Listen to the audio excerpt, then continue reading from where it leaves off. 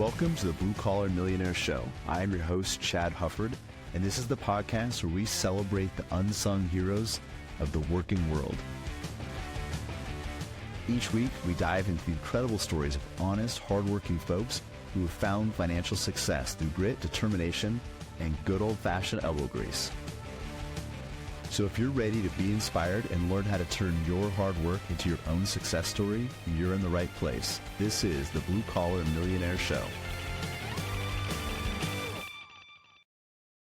All right, welcome to the Blue Collar Millionaire Show. I'm co-host today, Greg Parrott, with real host, Chad Hufford. We wanted to do a quick episode where we kind of just talk about what we're all about here. And so I have a few questions for you, Chad. Shoot. All right. Who is Chad Hufford? What's your experience? Who are you? Well, I started out homeschooled in the 80s. It might be starting out longer than or further back than you wanted, but homeschooled in the 80s, long before it was cool. And you and I were just talking offline about school and all that. And I don't know if homeschool is cool now, but it definitely wasn't cool back then. Yes, we hit every significant stereotype. My mom made her own clothes. Worse than that, they matched. Nice. I remember going through an airport looking like we were dressed like we were going to a Where's Waldo convention or something like that. Like How many of you are there? There's 5. Okay. There's 5 of us. So it was a crew, you know, really hard to meet girls when you're surrounded by your family and matching clothes. It's, you know, but point of that, Greg, is I learned very early that we were just going to be different. Like life was going to look different. And my mom was very much a pioneer. Like nobody was homeschooled back then. And I grew up in a household where finance was discussed as regular conversation. My dad was in the financial industry. He taught classes in our church long before Dave Ramsey. There was a guy named Larry Burkett. So we wanted to listen to music. My mom was like, no, you're listening to budgeting shows on the radio. And yeah. Fun. But I didn't know anything different, and grew up seeing the impact that finances have on people's life, positive and negative. And I also saw how when you have clarity and confidence in the financial areas of your life, that has a ripple effect into every area. And when you have discipline, when you have patience and exercise that in your finances, in your investing, that it doesn't just promote better investments. It promotes a healthier, more abundant life in so many other areas. So my why or my mission has been to help people create a more abundant life through long-term financial planning.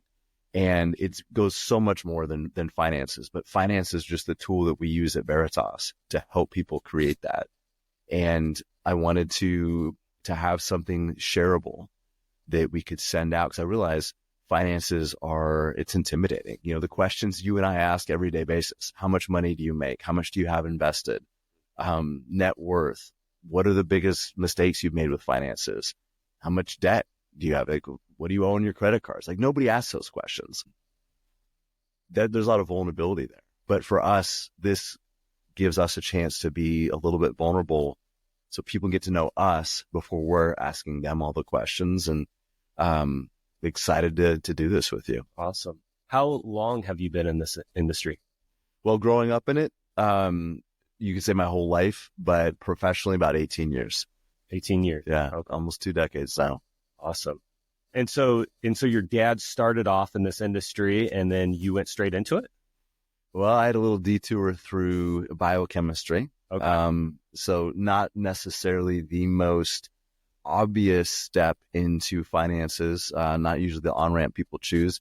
My goal was to go into medicine. So I picked the hardest degree I could and figured that would set me apart a little bit, built up my resume. I was actually just talking with my daughter about this morning, how competitive medical school and all of the tracks leading up to that are.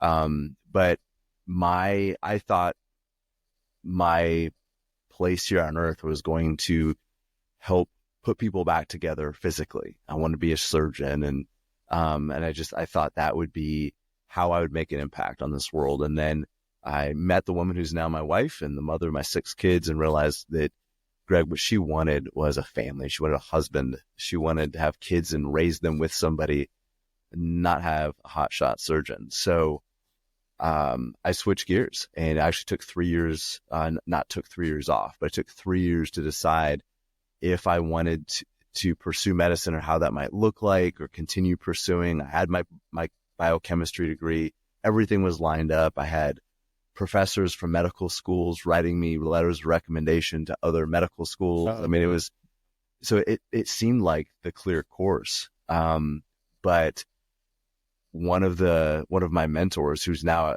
a neighbor, and he was a surgeon, and he told me, you're going to have to be really careful you don't have a practice that owns you. Mm-hmm. Like, a lot of doctors claim to own a practice, but the medical practice really owns them.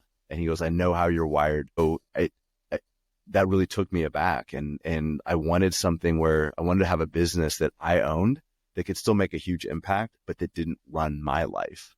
And I looked back at what my dad had done, and he was already pretty much retired at this point, but just seeing the present, he was always present. Like, every t-ball game, every basketball, every football game, like even the games I didn't want him at because I couldn't argue with the umpire or the ref when dad is in the stands, but he was present in my life. And I realized that with a lot of hard work and extreme intentionality, that I could create a wonderful business that helped a lot of people, that didn't disrupt or take away from my family.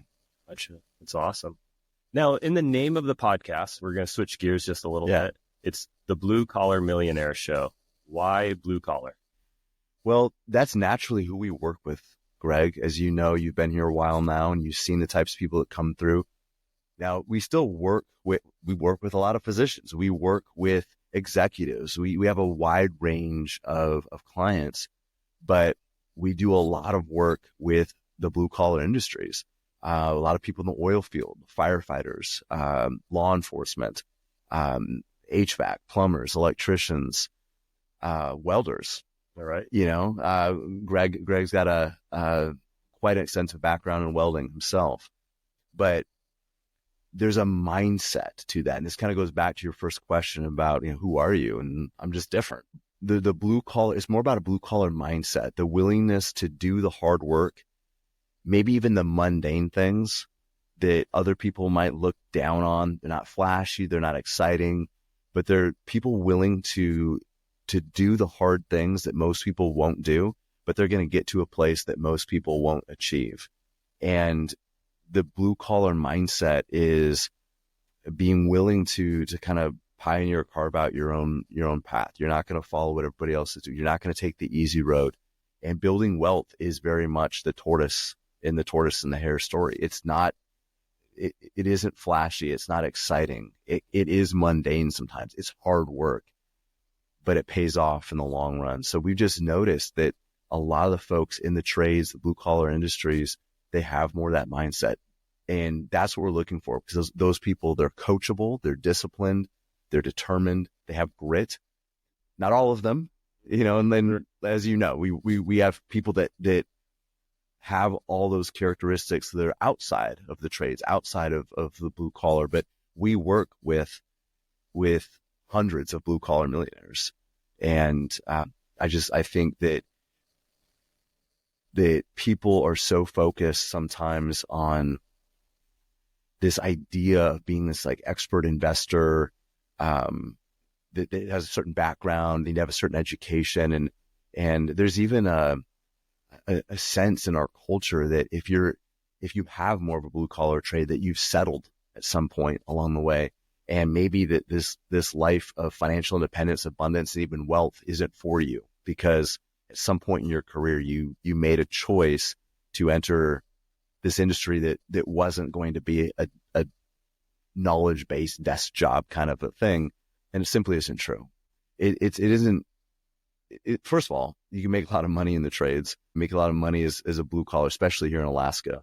But it isn't about how much money you make. It's what you do with that. Because you and I, we've met with plenty of people who are, maybe they make $70,000, $80,000 a year, and they're multimillionaires. Right. And then we've also met with people who make hundreds of thousands of dollars a year, sometimes even seven figures, still basic living paycheck to paycheck.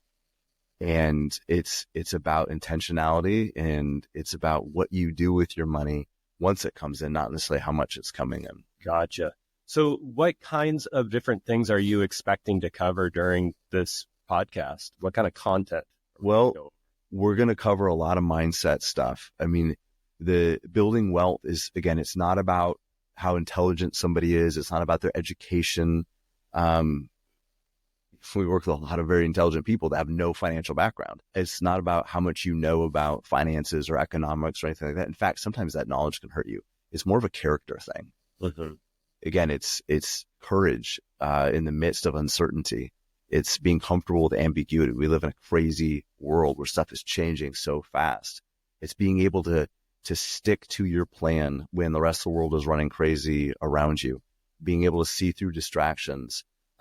Patience, discipline, those things I think can be trained, but some people just embody those anyway. So we're going to talk about mindset, though. We're going to talk a lot about just timeless truths. Yeah, we might talk a little bit about what's going on in the world right now, but I want these to be evergreen. So even if we're talking about, like we did the other day, we had a conversation about offline, about interest rates and elections and different things. And there might be times where those specific details aren't in the news, but it's that whole idea of uncertainty. Like the world is always a scary place. There's always things happening that we wish would play out different, or we wonder how they're going to play out. And it's being able to cut through that and get people to focus on what they can control rather than what they can't control. We're also going to be interviewing a lot of actual blue collar millionaires and hearing their stories, their struggles. One of the things that I've seen the last 20 years is so many people feel like they have to do this alone. They feel siloed in their finances. And that means that they don't learn from the wins of others. And they also often recreate the mistakes of others. And when you have people that are really successful, especially if they don't have a, executive, white collar, high paying type job, and they've become very successful despite having those credentials or accolades, the tendency is to kind of downplay it, which is fine. But then other people don't get to learn the lessons that they learned probably the hard way. It's a big deal. Yeah. And I want relatable people. If we're bringing professional athletes here that make $10 million a year and talk about how they've built wealth, that's not relatable. But a truck driver that's never made more than $75,000 a year and is a multimillionaire, or a welder who might only have a high school education and creative financial independence, like I want people to be able to hear their stories in the stories of the folks who we interview. And then we'll spend time unpacking those lessons, drawing out the truths and the characteristics from some of those interviews so people can apply that pathway, somebody else's pathway, to their own financial journey. Sure. Makes sense. So industry, 18 years, Blue Collar Millionaire Show.